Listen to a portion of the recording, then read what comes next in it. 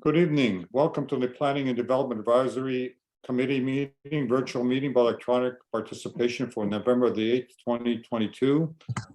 I'd like to call the meeting to order. We'll do the roll call first. We'll start with Deep Bassi, Present. Paul Sedra, Present. Dan Kennedy, Present. Dennis O'Connor, Present. and I, John Sapoulos, am present as well. Councilor John Sapoulos, I'm present as well. So in attendance, in the background, we have our clerk, Courtney Hoyt Fox, our secretary treasurer, Lynn Banks, and county planning staff, Zachary Prince. Tonight, as part of the Committee of Adjustment, we have two minor variance applications which we will consider and render a decision on. Then we'll adjourn and we'll move into the advisory role of our committee. Where we'll be reviewing a zoning bylaw application for Badger. As part of that meeting, we'll just be providing comments to council. So let's start with disclosure of pecuniary interest. Do we have any disclosure of pecuniary interest? No. No. No. Okay, thank you. Approval of minutes of October 11th. May I have a mover and a seconder for approval of the minutes of October the 11th, 2022? Moved by I'll move Dennis, it. second by Deep. All in favor? Deep, In favor. Paul, In favor. Dan, In favor. Dennis? In favor. I'm in favor as well. Okay, so we're moving to the applications for minor variance or permission under Section 45 of Planning Act. I'd like to advise everybody that the meeting is video audio recorded and all electronic meetings are uploaded to municipality's YouTube page. By registering to participate in the meeting by electronic means, you are consenting to have your likeness and comments recorded and posted on YouTube. What we will do as part of the minor variance applications, the format is going to be as follows. Staff will present the information report, outline the purpose of the application, summarizing compliance with township notification and submission requirements, outlining staff comments, agency comments, and public comments of those who could not attend. Then the applicant or agent will be asked to come forward and present the purpose of the application and any further relevant information. Following this, the public can likewise obtain clarification, ask questions, and express their views on a proposal. And you'll have a maximum of 10 minutes to speak. Following this, the members of the committee can also obtain clarification, ask questions, and the committee will deliberate and deliberate the application, render a decision, and decision will be a 20-day appeal period. Also, the township requests that you notify the secretary treasurer of the committee by email, Lynn Banks at Pussons.ca, if you wish to be on record, like to be notified of future hearings and decisions regarding any of the applications before us today.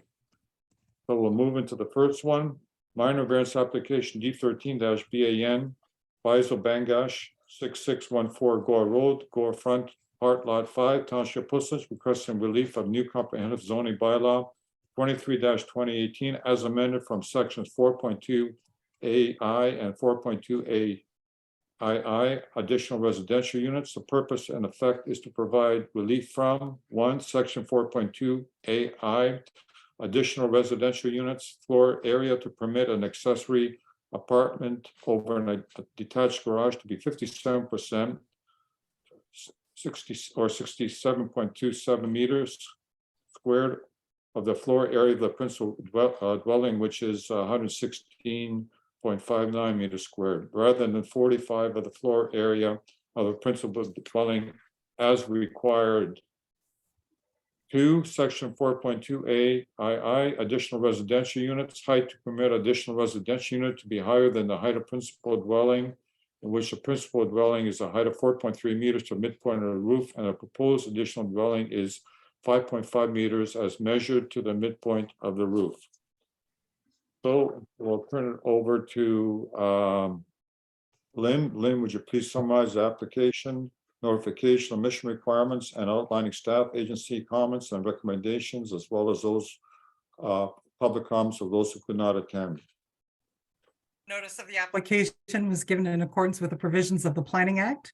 Notice requirements for the application have been met and the following comments were received. Township of Portsmouth Fire Services said that they have no concerns with the application and that a building permit will be required for the construction of the accessory apartment.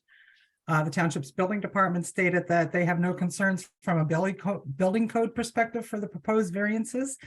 And also noted that building permit applications have been received for both the detached garage and the addition renovations on the main house. And also noted that their technical review and comments will be addressed through the building permit process. The GRCA has stated that they have no objection to the proposed minor variance application. They also stated that information currently available at this office indicates that the subject property contains the regulated allowance adjacent to the provincially significant Mill Creek Portsmouth Wetland Complex. And due to the presence of the above noted feature, a portion of the subject lands are regulated by the GRCA under Ontario Regulation 150/06. Any future development or other alteration within the regulated areas on the subject lands will require prior written approval from the GRCA in the form of a permit. They also noted that they have issued permit 694/22 for the proposed additional residential unit. And the plans circulated with this application are consistent with the plans approved under the GRCA permit noted above. This GRCA staff do not anticipate negative impacts to the adjacent wetland as a result of the application or the proposed development. And they wish to note further that this application may be subject to growth plan policies for key hydrologic features and suggest that the township and or the county consider the applicable policies in the review of the application. Sourcewater has stated that since this property is located in a vulnerable area, but the activities as indicated would not create a significant water threat, the application can be screened out and does not require a Section 59 notice under the Clean Water Act. And the town of North Dumfries has advised that they will not permit any new entrances onto the property. Okay, just a quick question, Lynn, did we get anything from CP Rail? To date, no, we did not. I did send them a follow-up email on Friday, noting that the lands abut their CP Rail lands and have not received a response back. Okay, great, thank you very much. You're welcome. Okay, Courtney, would you please have the owner or applicant join the panelists to present their application?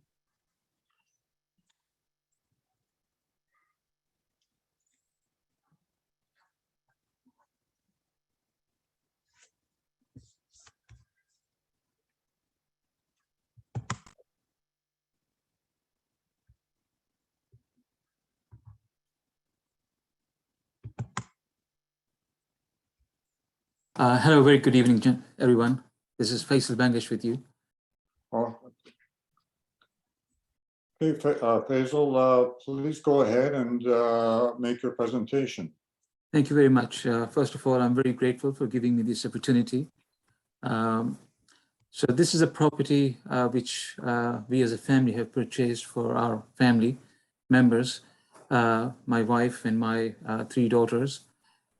So right now, as you see, we are living in a 1255 square foot of house, and we would like to we have the design drawings extending this home renovation to be extended to 2,072 square feet.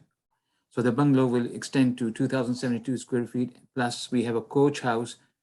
That is the 2-car garage with 729 square feet of 2-bedroom apartment on top. So my request was, looking at the current circumstances, I can't get 1 year. I mean, I'm trying to find I tried my level best to find a housing outside so I could focus on the bungalow, but nobody is giving me a place to lease for less than a year. So my request was, I will construct the coach house first, finish it, I'll move in there, and then after that, immediately I will demolish the bungalow and renovate and upgrade the bungalow to the design, to the design specifications. I would like to, it's a very nice property and I think I'm very lucky to have this. So I would like to beautify this property. So it makes the area look very nice, with nice, when the house is built, the coach house is built, my plan is to put nice trees on the property, nice landscaping to be done. So it brings in the property value and the whole area will look very nice actually. So would you like me to highlight any more things for the house? Well, let's leave it there, and we'll ask the public for if they have any questions.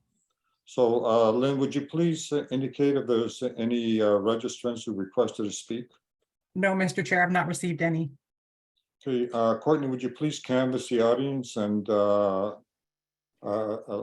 see if anybody would like to speak with respect to the proposal? Certainly, Mr. Chair, it looks like we do have one hand raised already. Through permission, I can move them over to speak. Great, thank you.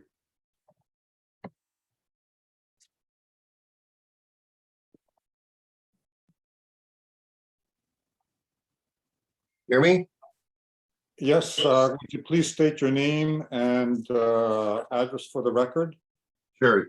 We are Greg and Catherine Robinson, next door neighbors, 6610 Gore Road. We have no problems with the proposal of his property, and we're looking forward to seeing some changes there.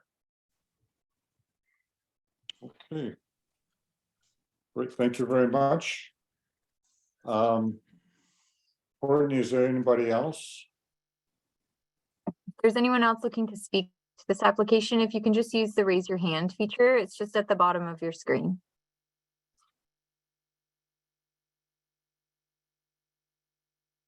Mr. Chair, I don't see any hands being raised. Okay, so let's turn it over to the committee members to ask questions of the applicant. We'll start with you, Deep. Do you have any questions? Sure, yes. I just wanted to quickly ask regarding the septic system. So for the accessory unit, will that have a separate septic system, or will that be tied up into the existing dwelling? Yeah, actually, I have submitted a new septic system will be installed as per the requirements. And that has been as part of the permit request as well. So Okay, thank you. a new septic tank will be installed. Yes, that's correct. Okay, great, thanks. Okay, Paul? I'm good on this. Thank you. Okay, Dan? Same as Paul, I'm good here. Okay, and Dennis? I'm good as well.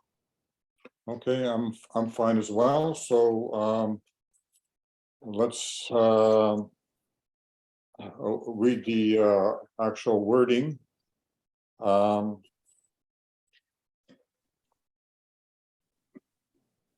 In the matter of section 45 of the Planning Act as amended, new comprehensive zoning bylaw 23-2018 as amended, and an application for minor variance requesting relief to 1, permit accessory building over the detached garage to be 57% or 67.27 square meters of the floor area of the principal dwelling, which is 116.1.59 square meters. 2, permit additional residential unit to be higher than the height of the principal dwelling. The principal dwelling is 4.3 meters to midpoint, and the proposed additional residential unit is 5.5 meters to the midpoint. Conditions are that you 1, that the owner obtained a permit from the GRCA. 2, that the owner address any requirements of the Canadian Pacific Railway. And 3, that the additional residential unit be buffered and screened from the road to the satisfaction of the township. So we either approve or oppose or defer. So we'll start with you, Deep. Approved. Okay, Paul, Approved. Dan, Approve. Dennis, Approved. and I approve as well. And the citizens is subject to a 20-day appeal period. Okay, Faisal, thank you very much for your Thank you. presentation. Very concise. Thank you very much. I'm very grateful to everyone. Thank you. So let's move into the next one, minor variance application D13 MAR Nicole and Mario Martinez, 60 Heritage Lake Drive, WVLCP 172 Level 1, Unit 39, Township of Portsmouth, requesting relief of new comprehensive zoning bylaw 23-2018 as amended from section 4.27.1C outdoor swimming pools. The purpose and effect is to provide relief from section 4.27.1C outdoor swimming pools to permit existing pool equipment to be 1.37 meters from the rear lot line, 4.5 meters, and 0.91 meters from the interior lot line, or 3 feet. To permit existing pool equipment to be 1.37 meters from the rear lot line rather than 2 meters from any lot line as required. Okay, so let's ask you, Lynn. So Lynn, would you please summarize the application notification submission requirements, outlining staff, agency comments and recommendations, as well as public comments of those who could not attend? Certainly. Notice of the application was given in accordance with the provisions of the Planning Act. Notice requirements for the application have been met, and the following comments were received from the Township of Portsmouth Fire Services. They stated that they have no concerns. The Township's Building Department stated that they have no concerns from a building code perspective for the reduction and setback for the pool equipment. The GRCA has advised that they have no objection to the approval of the application and noted that the subject property does not contain any watercourses, floodplains, shorelines, wetlands, valley slopes, or other environmental features of interest to the GRCA. And it's not subject to Ontario Reg 150/06, and therefore permission from the GRCA is not required. Source Water is advised that this property is located in a vulnerable area, but the activities as indicated would not create a significant drinking water threat. Therefore, the application can be screened out and does not require Section 59 notice under the Clean Water Act.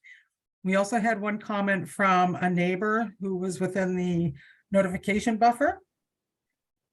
And their comments state that they are the owners of 23 Reed Court, the property that abuts 60 Heritage Lake Drive at its northeast corner.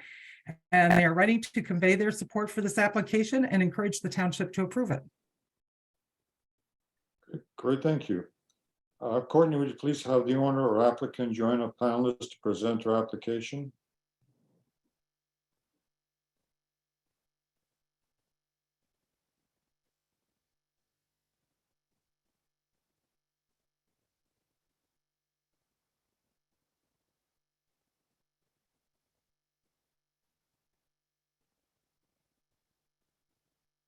Hi there, good evening. Can you hear us okay? Yes, we can. Nicole, would you please present your application? Yes, so we ended up going through all of the proper channels for the permit, and we ensured that we were doing our due diligence to follow everything. We did end up hiring a contractor from KL Contracting, and we were dealing with Marco, and he had come referred to me by one of my patients. Now, what ended up happening was that, unfortunately, after 2.5 months, he no longer was showing up at the project. And after numerous attempts, we ended up, unfortunately, having to hire a second contractor. So this pad was originally poured by the first contractor. The next contractor came over. Rick ended up from PAFA Pools. I think he's 38 years in this industry, and he was the one that placed everything on the equipment. We did aesthetically ensure that based on the property line and where the pad was located, that we did a privacy wall, and we spoke to both sets of neighbors that it would be adjoining, to ensure that they didn't have any issues, as well as put additional money to make it aesthetically pleasing for them, and as well as planted additional trees and shrubs. Okay, great. Thank you, Nicole. Okay, Lynn, are there any registrants who requested to speak? No, Mr. Chair, there are not. Courtney, would you please canvass the audience to see if there are any attendees watching the hearing would like to provide comments or ask questions regarding the application currently under discussion? If there's any attendees that are looking to make a comment with respect to the application, you can use the raise your hand feature. It's just at the bottom of your screen.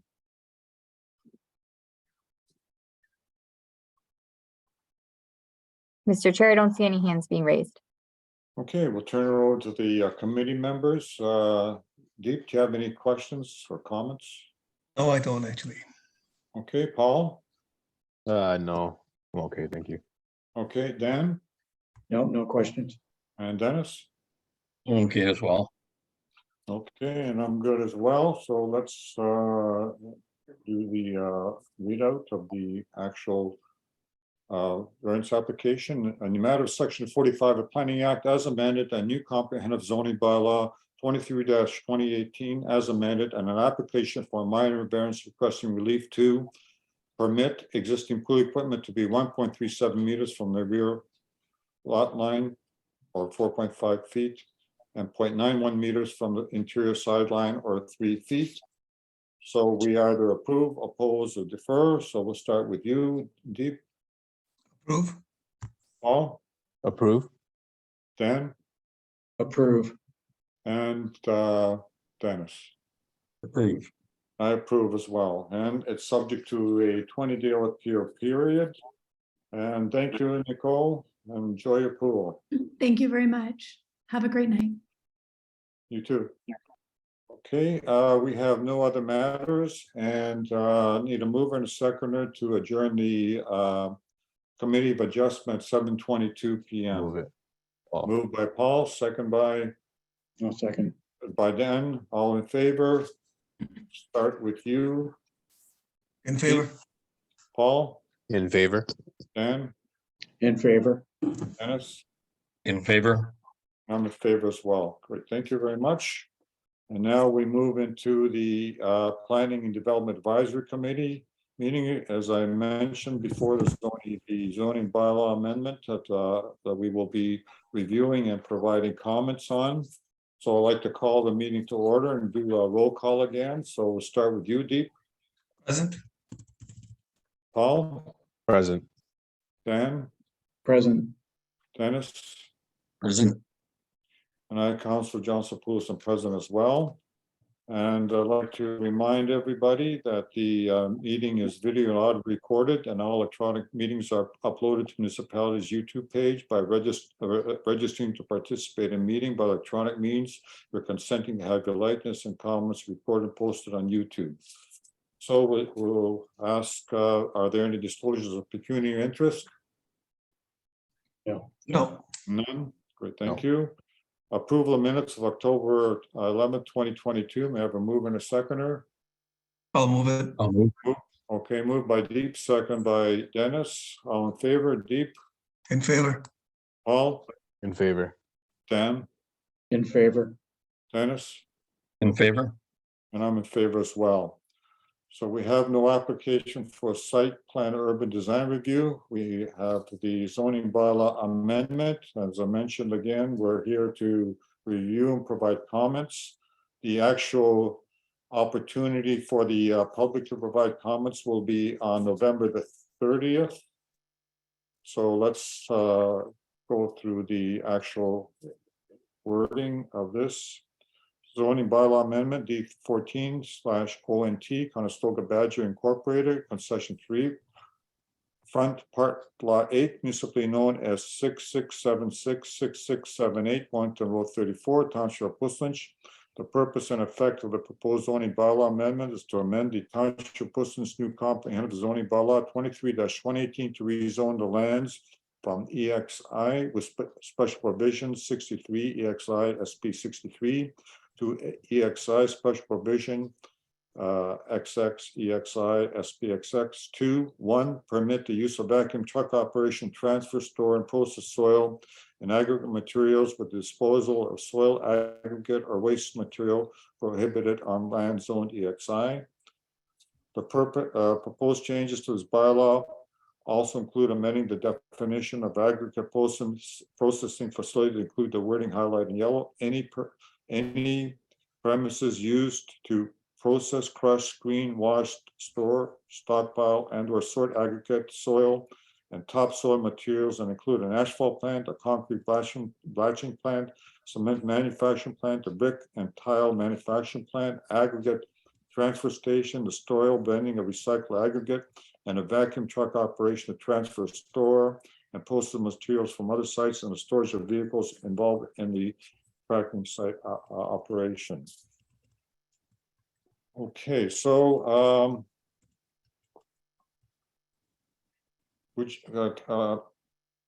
Courtney, would you please have the agent or applicant join the panel to present your application?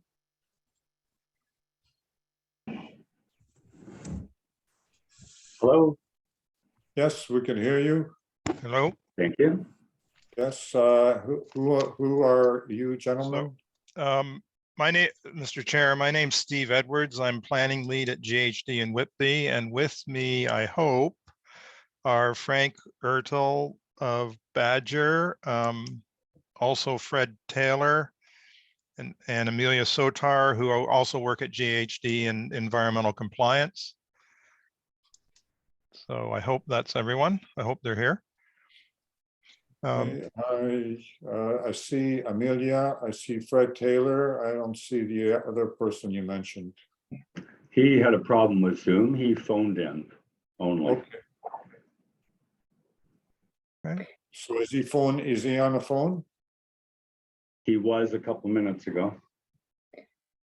Okay, Mr. Chair, if I could just confirm the phone number that we see on screen is ending in 1199, would that be the person that we're looking for? Yes. Okay, then we have him here. I can just enable his talking permissions as well. Thank you. great. Okay, if The person on the phone, you please state your name and address for the record. Yeah, I'm here, Fred. Or yeah, can you hear me? Yes, and you are? Hello. Yes, we I'm can Frank hear you. Ertel. Frank Yes. Ertel, and your address? Yep. 6678 Wellington Road 34 in Okay, Puslinch. great, thank you very much. So who's going to be Thank taking you. the lead on this presentation? Mr. Chair, Steve Edwards here. I'll take the lead. I'm going to cover a little the primary planning stuff, although I'm going to turn it over to Fred just to talk about a couple specifics of the operation that might be of interest to the committee, if that's okay. Yes, that's great. Okay. Yep, go ahead. So as you know from your introduction, Badger submitted an application to rezone a portion of the noted property to permit a vacuum truck operation. Could I have the next slide, please? So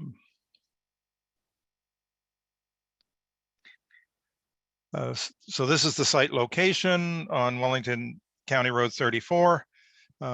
Just to show the context of the property and what you can see here, even though it's small, you can still clearly see there's an active aggregate site on the west side of the site. North and eastern sides, there's Greenland area. And on the south side along the county road, there are existing single detached homes. Some of them non-farm related, some of them farm related. Also in the Greenland area, you have the Little Track hiking trail is in the forest there.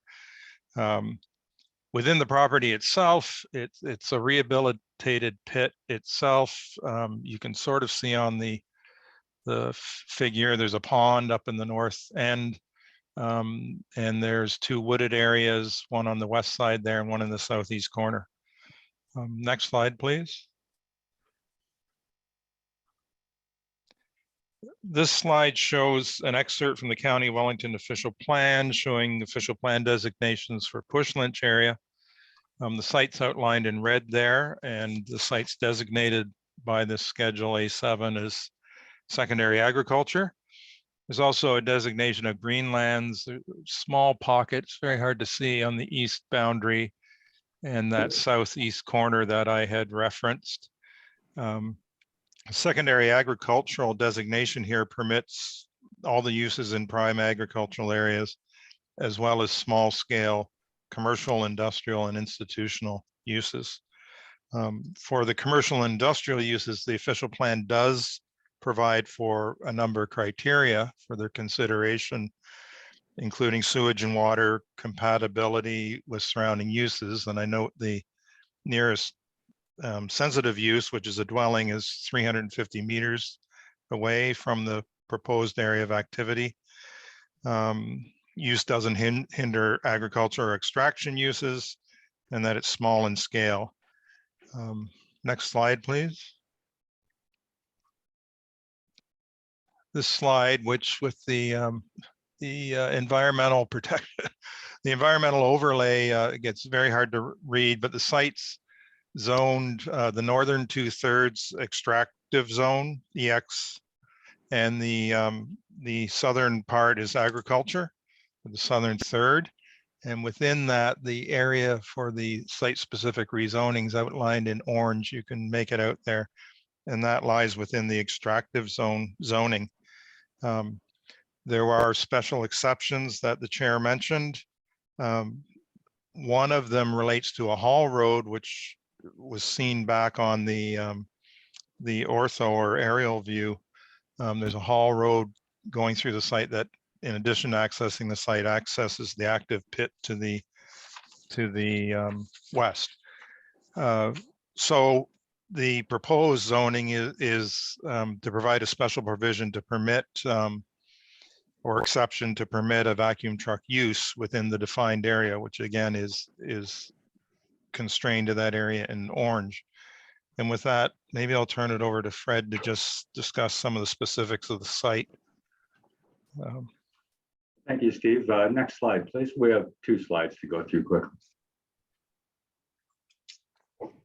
So this is a blow up of the actual northern portion of the property, the orange outlined areas where the hydrovac operation is. So the trucks come in through the haul road that Steve mentioned, and they empty their soil and water onto the soil surface. And then the water drains off by gravity into a pond. The soil is dried and tested. And then the soil, when it meets Table 1 background criteria from the Ministry of Environment, is used to rehab the property, the closed gravel pit on the northern part of the property that is EX zoned, is still under rehabilitation under an MNRF permit. So that's the big operations that are on the site in terms of the hydrovac operation. There's a miscellaneous building for staff, and there's parking for the trucks and the drivers and the workers there for their personal vehicles. There is no activity on the southern portion of the property, the agricultural zone portion. It's only in that orange portion that's on the northern EX zone property. Next slide, please.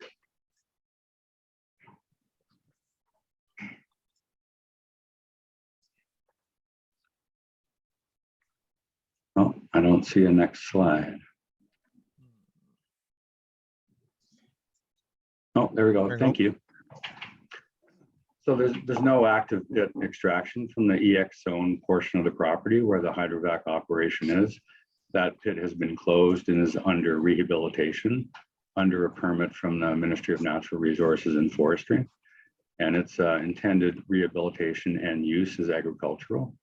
So basically the rehab involves grading the land, putting in the clean fill that is generated from the hydrovac operation to bring it up to grade, put topsoil on top and plant it and reuse it as agricultural land. And the portion that has been rehabbed already is in agricultural use by a local farmer. So most of the soil and material that is brought to the site with hydrovacing is from road work, utility work in the region. Badger does a lot of work for the County of Wellington, Pushland, City of Guelph, etc. So really the half of it is soil, but half of it is aggregate, road base, or utility backfill as well. So it's not really soil, it's aggregate or gravel material. And hydrovacing is an essential service. It's used routinely to prevent underground utility strikes, so we don't hit gas lines, electrical lines, sewer lines, et cetera, et cetera. And the site water is, there's a groundwater well on the site that water is extracted from.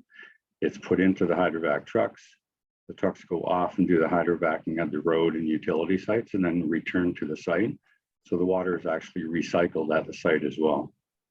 And the material returned to the site, a typical hydrovac truck that you saw in the first slide, is typically about 60% water and 40% aggregate or soil. Next slide, please. And this is my final slide. So it's all, Frank's a local resident owner. The drivers, workers are all local people as well. There's about 25 trucks that are operated out of this facility, and then 5+ workers at the facility. So it's a significant impact on the local economy with the commercial business that's here. We've applied for a Ministry of Environment, Conservation and Parks environmental compliance approval, and that will strictly govern all operations at the site. As I said before, all the water is returned to the site, so it's actually recharging groundwater.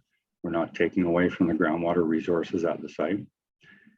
And probably most importantly, over the last number of years of operation, is very frequent sampling of all the soil that comes to the site in accordance with the strict Ministry of Environment requirements for excess soils. And I lost my slide.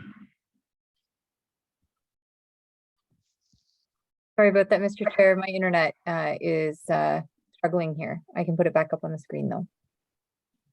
Good, thank Thanks, you. Courtney.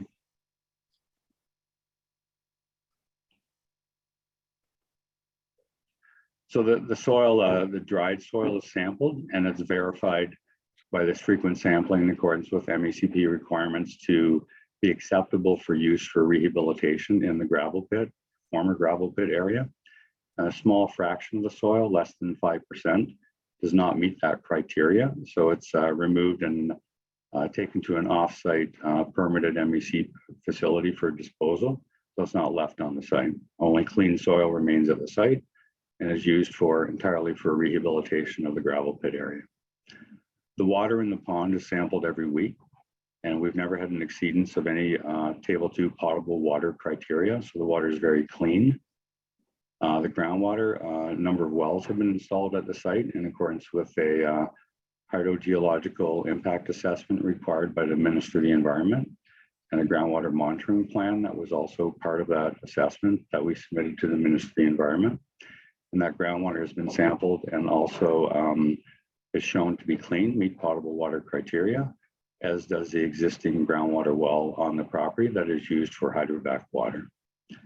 I think probably the most important part, the Ministry of Environment and environmental compliance approvals require very comprehensive, detailed documentation and reporting, not only under the ECA application, but also the excess soil requirements, which I'm sure you've heard about with new regulations that the MECP has brought into the province to manage excess soil at sites.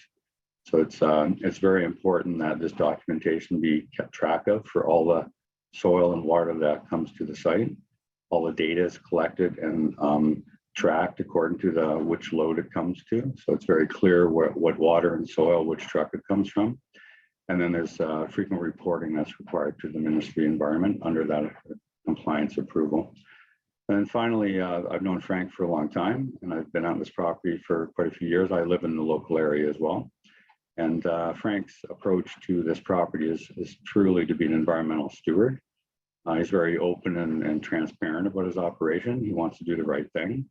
We've been working with the county and the township and the Ministry of Environment for over a year now to pre-consult and do a number of studies to satisfy all the requirements and make sure that we're not impacting the environment, we're not impacting the local community in any way, and that the operation will be safe and acceptable from a Push Lynch Township point of view.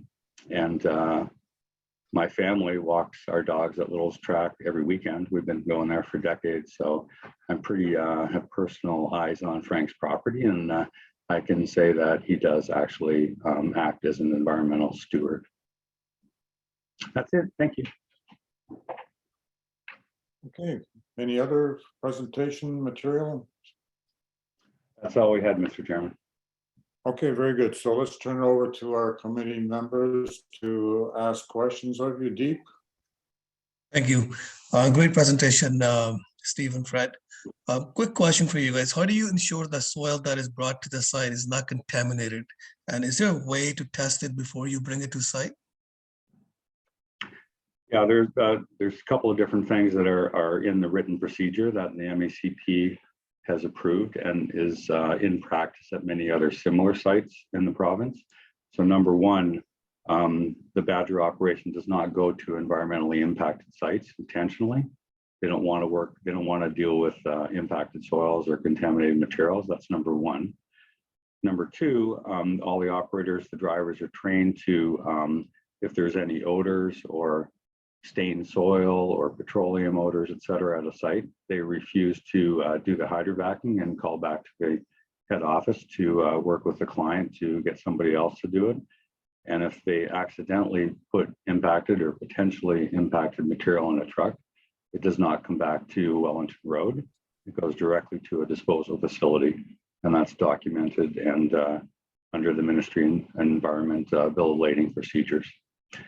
And then the testing, just from practice, because it's road work and utility work, and it's aggregate. Aggregate doesn't really get impacted from environmental contaminants. The soil portion certainly could. And the water that's used for the hydrovacing is clean. It comes from the potable well on the property. So from practice and all the data that we've collected over a number of years, it's very clear that over 95% of the soil is clean, is absolutely not contaminated. And that's why we follow these procedures and why the Ministry of Environment is comfortable issuing environmental compliance to govern these operations with those procedures and sampling in place. Great, thank you for clarifying that. You're welcome. Okay, Paul? No, I don't have any questions. Thank you.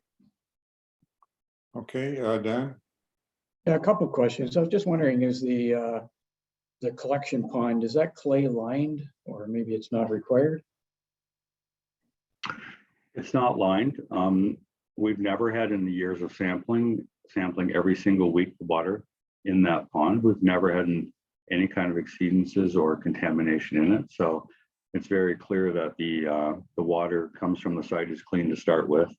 If there was, any potential impacts that came into it, the water is drained off the soil and runs through a vegetated swale, and it collects in the pond and infiltrates back into groundwater to recharge it. We've never had any impacts in the water, and the pond is not lined, and we don't believe it's required to be lined under current Ministry of the Environment requirements for this type of site. Okay, how many test wells are nearby, or ones that are, or how many test wells, I guess, are affected by that pond, or what goes south of that pond, I guess I'll say? We did the hydrogeological groundwater study required by the Ministry of Environment, the district office in Guelph, to help support the application for the environmental compliance approval. As part of that, determining what was appropriate for the site, we installed 3 groundwater monitoring wells on the operating area of the property, one on the northeast, one on the northwest, and one on the south middle of the property. So it kind of surrounds the operation, and those wells have been tested twice, and the monitoring program that the Ministry of Environment has approved is ongoing annual testing. There's also 3 or 4 wells, I'd have to check, on the Capital Paving property that were used to assess Capital's active pit operation to the west. So there's in total about 3 or 7 wells around the area of the operation that are in place and being monitored. And the Ministry of Environment monitors them as well? Capital Paving is required to monitor them, and they submit annual reports to the Wellington County and the MNRF. Okay, thanks. You're welcome. That's it for me.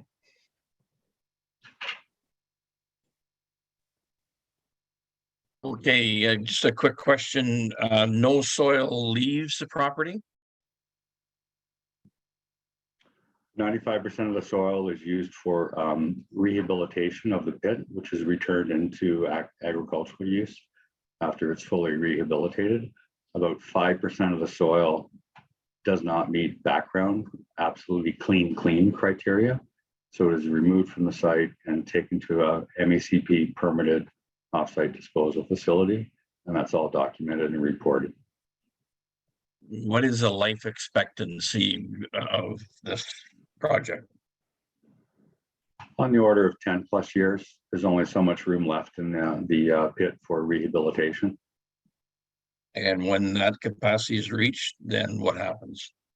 The operation will be shut down. Okay, that's my questions. Thank you. Okay, Dennis, I missed the first part of your questions. What were they? Basically, I was just making sure that we weren't taking soil to any other property, that we weren't selling soil to a household or adding it to some farmland off-site. So everything is staying on site, and they clarified that it was. Okay, And then all the right. second question was just how long the project was going to last. Okay, I have some concerns with this. First of all, I looked at Google Maps and looked at some of the other Badger sites you have around southern Ontario, and they all seem to be in industrial areas. And yet your report says that this is suitable for a rural area. I like to understand how the operations I see in these other Google Map areas, such as Hamilton, Ottawa, Sarnia, North York, Burlington, Carp, they don't seem to have any pond or anything like that on the site, and everything seems to be done inside of a closed building. So I'd like to understand why this is different from the other operations that I see in industrial areas of the various cities and municipalities. I can personally speak to 2 other Badger properties that we work on, one in Ottawa, one in, excuse me, in Welland. They are both on industrial or extractive zone property, but they also have ponds or they have water management. They're not inside a building, and the MECP approves those operations as well. Some of the cities, like, for example, Kitchener, they do their operations inside with their own hydrovac trucks, not Badger, but that's because they deal with contaminated soil from storm sewers and sanitary sewers and that type of stuff. So there's different kinds of operations in different places.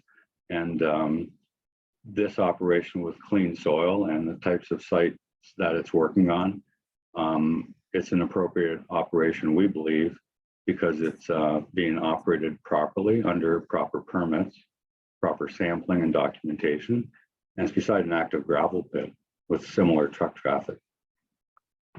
Okay, I hear what you're saying, but these other sites in industrial areas, like I see this as, first of all, being a trucking operation, and we are having difficulty with illegal trucking operations in our township. And second of all, I see this as being an industrial processing application, being more suitable for industrial commercial site rather than here. The other comment I have is you're saying your operators are trained to, drivers are trained to look at the soil from a point of view of contamination and that sort of thing. All it takes is somebody to inadvertently, or whatever the case may be, to suck up some soil that's heavily laden with something like TCE, and that goes into that settling pond, which is not lined. And guess what? We got TCE contamination, which is going to contaminate all our water. Our Hardin, which is our hydrologist, has said in their report, we recommend that the township push not support the site-specific activities that allow for unloading and or storage of untested sediment or water. So I have 3 concerns. First of all, it's a trucking operation. Second of all, it's industrial processing. And third of all, it's a environmental risk operation, having water, soil not tested prior to being brought on site. So those are my comments. So I was wondering if you just want to go around the table and have any other further discussions. Deep? I agree with those concerns, actually, Mr. Chair. I think if there's a way to test the soil before bringing onto site, I think that would be helpful for this application. And also, it does seem like as a trucking operation as well. So I'm gonna sit back and see what Dennis and Dan have to say about this. Okay, we'll turn it over to you, Paul. Yeah, actually, the point you made about the truck traffic resonated with me as well. Just curious, like, do we know how many trucks are going to be going in and out per day? Maybe I missed that in this analysis here, because you're right. I mean, that's a bus route. 34 is a bus route, and if we're adding more large trucks on that road, then that's something definitely I would make note of. There's I don't know how many school buses and kids are crossing that road on a daily basis. Okay, to be fair to the applicant, they've done a road, they've done a traffic assessment, and according to their traffic assessment, it's not a concern for the traffic on Wellington Road 34. My comment was relating to this being a truck operation. It's Okay. in a resident, in a rural area. Okay. Any other comments on that? No, I'll let my colleagues chime in. Okay, Dan? Well, personally, I'm a bit concerned about the untested material being brought on site, and to rely on the I'll say the truck driver to detect anything by smell or whatever. I don't think that's a very good reliable or repeatable process for what comes onto your property or not. I've read the report. I would hope we've got some good third-party outside companies that are looking over this on our behalf. Any comments on the fact that it's a trucking operation and it's industrial processing of soil? Yeah, I mean, industrial processing in that area, I don't agree with it either. It's not beneficial. Okay, over to you, Dennis. Okay, I'll be the contrarian here. I did look at some of the analysis. It's good soil, probably a good way to rehabilitate those pits versus putting a poor growing aggregate mix back over top of it when we do these pits. So I'm kind of in favor of this. They're checking the soil out. It's good growth material to when it's eventually over with to grow crops. Testing the soil really picks that up. Your concern about being a PCB or something getting into the water, I'm assuming that the MOE would be looking at that testing procedure to catch that. I agree that maybe is a problem, but I have no problem with bringing this soil in and using it to reclaim that pit. It's probably a good agronomic use of that soil. Any comments on the trucking aspect of it for the rural area and the comments on being an industrial processing plant in a rural area? Well, it's not really that noticeable for everything else, and we are using this to take a pit and putting it back into 10 years from now is going to be farmland. So I'm okay with it. Okay, so I'd like to have some motion suggested by us to go to council. We can be silent on it if we want to. I hear what Dennis is saying. He favors the use of the soil. I hear from Deep and Dan and from Paul concerned about the contaminated soil. And with respect to the trucking operation, I just hear Dan and I guess, Paul, you mentioned the trucking operation being concerned. Yeah. And industrial processing of the soil, is that a concern for the other members?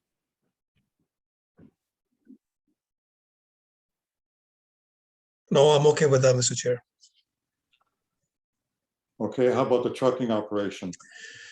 I am very concerned about the trucking operation running out of that area. Okay. All right, so what I'm hearing is three comments. First of all, concerned about the bringing contaminated soil on on the site. So I'm going to suggest we do this separately. Otherwise, we're going to be trying to do it as a package. So all right, may I have a motion? Go ahead. John, can I just interrupt for a bit? Let's not I think where there's a situation where we're maybe concerned about the water being contaminated. The soil is being tested, from what I've read of the report, very adequately, because they're testing that. Okay, here's my concern. They're not testing each truckload. What they're doing is dumping it into a big batch of soil that's already on the site and then testing it. They're not testing each truckload. If they were testing each truckload, I would agree with you, but they're not testing the truckload. They're basically bringing it in and dumping it on the site, and whatever water is in the soil gets leached out, whatever contaminant rather is in the soils get leached out with the water into the settling pond, and it gets diluted in the water. Yeah, I agree. The water is an issue. The soil being an aggregate and the stability of it, and the testing that they're doing would be picking up if there was anything residual in that soil, from what I read and the way I understood it. Okay, so we seem to have a divergence of opinion on the nature of the contaminated soil. Okay, I think it's a concern, so I'm looking for someone to make a motion with respect to contaminated soil. I'll go ahead. I'll do that, Mr. Chair. Okay, so what is your motion? I'm concerned with the soil that's being dumped on the property. It could be contaminated. I would prefer if it was tested before coming to the site. Okay, fair enough. So that's one motion. So I'm going to suggest we vote on each motion separately. Then the motion, Lynn, could you read that so that we have it properly documented? Certainly, Mr. Chair. Right now, what I have is concern with contaminated soil being brought to the property, and the committee would prefer it to be tested prior to being brought on site. Okay, so we have a mover on that. Deep, second by? I'll second it. Okay, so all in favor? In favor. Okay, Deep in favor. Paul? I'm in favor. Dan? In favor. Dennis? I'm not in favor. Okay, and I'm in favor, so that stands. So let's talk about the trucking operation aspect. Is there a concern with the trucking operation in a rural area? Or somebody would like somebody? Yeah, like I'll and you can stop me if I'm not on track, but my concern here is that, like, if in a month or two we get another application, maybe next door neighbor or anywhere on the street or in a rural area that's a cross docking facility or something kind of related but very different, I don't think this is a good path to go on, just specifically on the trucking part of it. So I mean, I'm comfortable to raise that motion. Okay, so do you have a seconder with respect to that? I'll second that. Okay, Deep seconds it. So Lynn, can you read that comment out?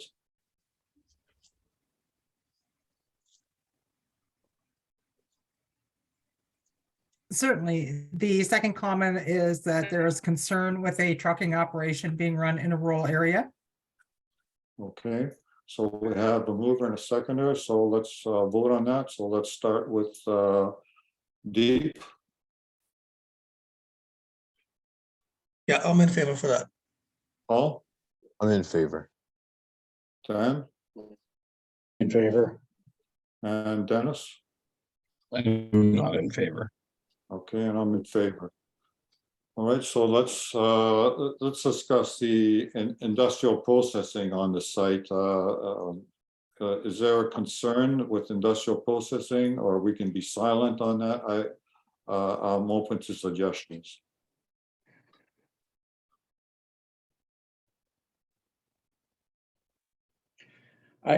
I, for one, would like to understand Dennis's input on this a bit more, and I want to do some reading on that if it's available before I would say anything. I mean, if a gravel pit can be turned back into farmland that would be farmed, then that's a different story.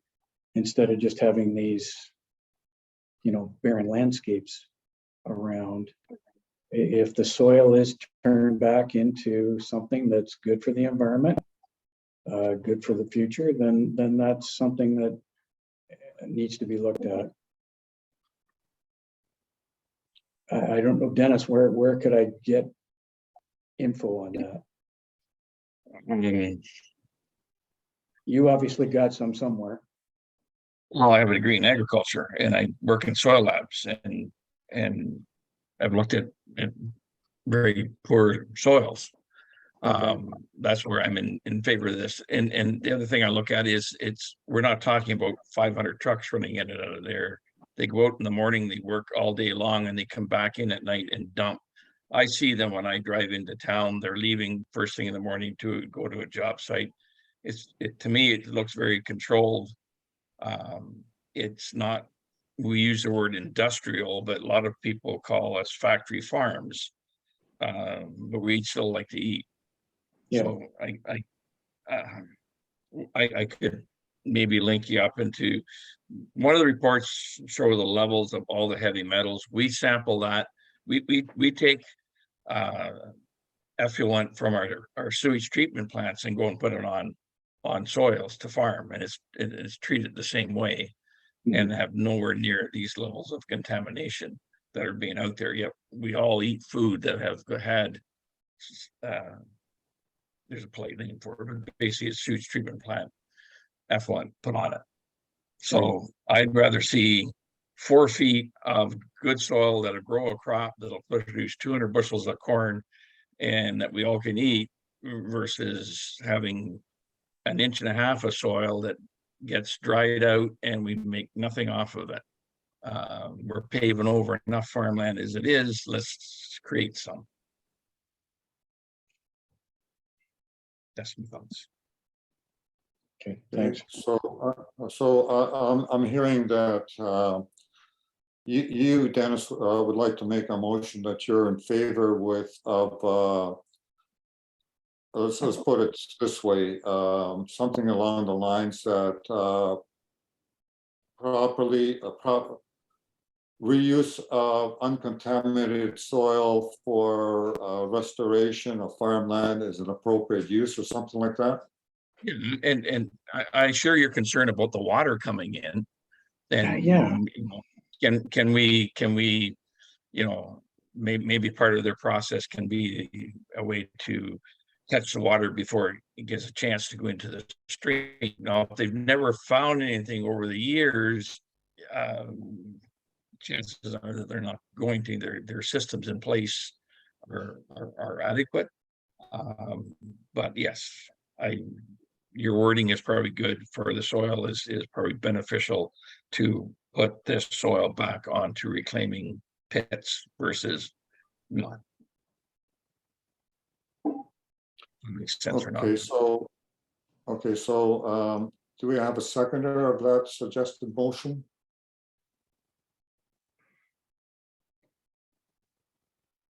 Okay, we don't. Okay. well, Okay, so then, Lynn, can you just read the what we have approved? Certainly, Mr. Chair, just the 2 motions. The concern with contaminated soil being brought to the property, and the committee would prefer it to be tested prior to being brought on site. And then the second one was concerned with the trucking operation being run in a rural area. Okay. Okay, so that's all we've got. Does anybody else want to make any other motions or comments that we'd like to pass on to council? I think we should maybe try to put more emphasis as well on the water quality. That still scares me personally. I drink out of a well. Okay, we talked about water contamination, so. we Mr. can- Chair, just another question. Yes, Regarding the trucking operation, is there a repair facility on site as well to maintain these trucks? Is that something in the plans as well? I don't know that. We can ask that of the applicant if that's a concern to you. Sure. Okay, Fred, can you advise us, are the trucks being maintained on site? No. No, there's no maintenance of the trucks. Parking only overnight. Okay, so Deep, do you hear the answer? Yes, thank you. Okay. All right, so you want to add something about the water quality. So the concern we have is the water leaching from the excavated material may be contaminated, and if it's not tested in advance, could contaminate the groundwater. What's Yeah, I the- mean, they're saying it's not a lined pond, and water's tested by various wells or whatever, but you know, if it's contaminated soil, that soil is draining into the pond leaches into the ground, or storm water or snow melt off or whatever takes it off to downstream, and it gets into the water system. I don't know. I'd like to better understand or I think should better understand these should be put in by a third party to understand this and make sure all the testing is being done that should be done. I'm not sure whether it is. All right. Okay, so what would you like to say as a motion? That we That put they- as a comment? As a comment, that I would hope that the township or county is making sure by third-party engineering that the water sampling is being done properly, I guess. Okay, so the concern is that the water be tested properly prior to being brought on site. Is that what you're saying? Well, there was a Because concern. if it's brought on site and it's already contaminated, it's going to leach into it. So I'm trying to paraphrase that you're concerned that you want to test it before it's brought on site. Well, that was part of the package, right? We said that we were concerned about potentially contaminated.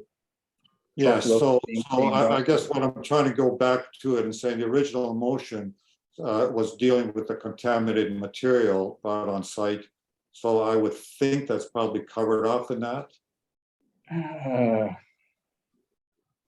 unless you want a specific motion on the water. In that case, then I'll just suggest that we say that the water associated with the soil be tested as well prior to being brought on site.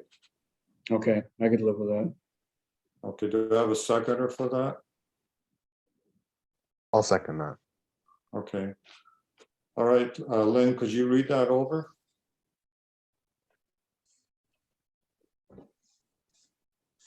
Certainly that.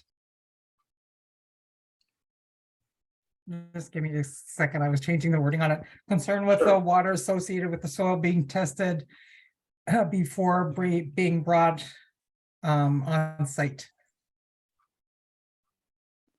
Sorry, what was it? Can you read it again, please?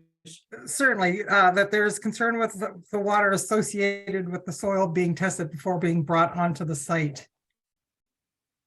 Now, I can expand on that and add from excavated material that may be contaminated, if not tested in advance, could contaminate groundwater. and that the township and or the county ensure that the water sampling is being done correctly. Okay, so can you reread that again for all of us? Sure. Concern with water associated with the soil that is being tested before being brought on site from excavated material may be contaminated if not tested in advance, could contaminate groundwater, and that the township and our county confirm that the water sampling is being done correctly, or assure that the water sampling is being done correctly. You okay with that, Dan? If you're talking, yeah, but also the groundwater, the well water testing, either on site or off site as well. That's, I want to make sure that's being done, monitored correctly.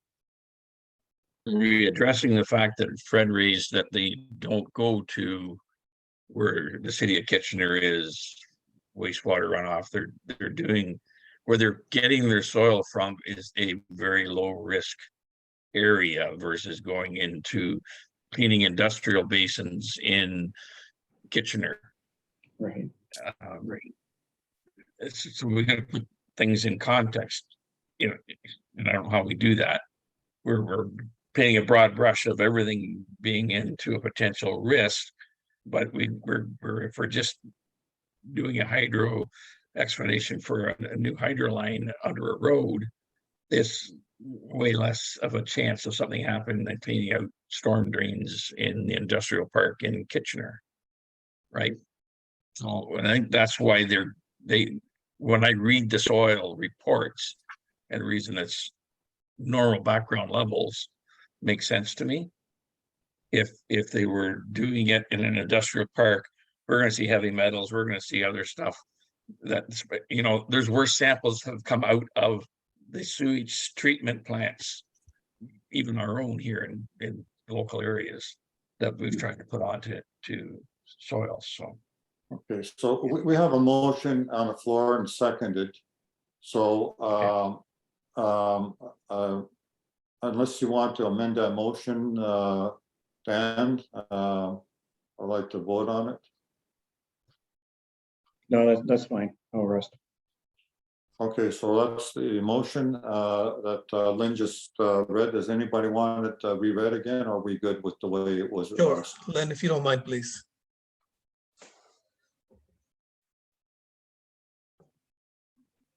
Certainly. Concern with water associated with the soil being tested prior to being brought on site could contaminate groundwater, and that the township and or the county assure that the groundwater and well water sampling is being done correctly. Okay, so let's go around the table. All in favor, Deep? In favor. Paul? In favor. Dan? In favor. Dennis? in favor. I'm in favor as well. Okay, so that's it. Any other motions that we want to bring forward that be treated as comments to the township council when it deliberates the application? No, I'm okay. No? All Okay. right. Okay, thank you, gentlemen. So that's it for this item. We'll move on to the next item on the agenda. Thank you.